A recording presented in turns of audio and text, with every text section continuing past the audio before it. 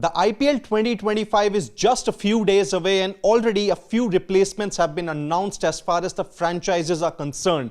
For Sunrisers Hyderabad, Vian Mulder has come in for the injured Bryden Kaas, who happens to be an England all-rounder. In case of Mumbai Indians, they have brought in Afghanistan spinner Mujibur Rahman in place of the injured Ala Ghazanfar.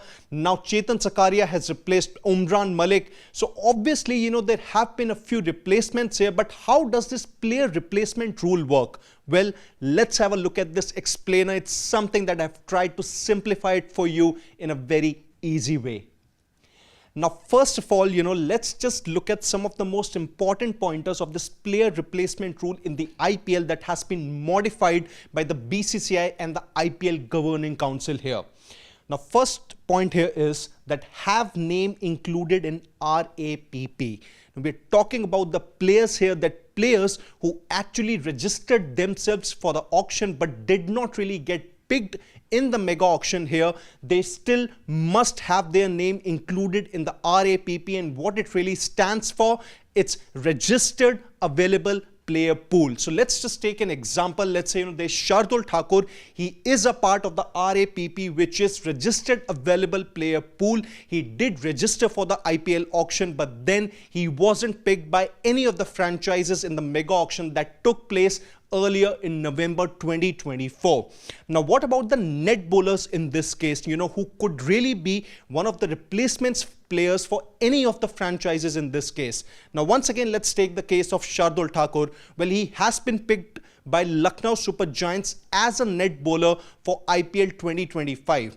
So if Lucknow Super Giants have any bowler who is ruled out of the season, does it mean that, Shardul Thakur will straight away go to Lucknow Super Giants here? Well, that's not really the case at all. He is currently a part of LSG as a net bowler, but then there can be any other franchise also who can pick him for the full season of the Indian Premier League of 2025 and probably going beyond. So if a player is a part of a franchise, is a net bowler, it does not really mean that he could come in there as an injury replacement for any of the players in that particular franchise. Any of the other 7, 8, 9 franchises can actually opt for that particular player. And last here, franchises have been given extension, and what this extension is really all about, it's basically about having substitute players for the upcoming edition of the Indian Premier League. So earlier the thing was that if any of the players got injured, the franchises had time until the 7th game of the season, the 7th league game of the season, to sign a replacement player. And now the extension has been given until the 12th game of the season, wherein the franchises can name any substitute or the replacement players of any of the injuries that have been suffered to the first choice players who were selected during the auction. So let's just summarize these 3 points again before we move on. These players who weren't really picked in the auction and could be one of the injury replacements for any of the franchise must have their name included in RAPP, registered available player pool. And about the net bowlers, so if a net bowler is a part of a franchise, it does not necessarily mean that he could be an injury replacement for that particular franchise. Any of the other teams also can pick him. And last but not the least here, that franchises have been given extension to name their substitute, all the replacement players, until the 12th league game of their season.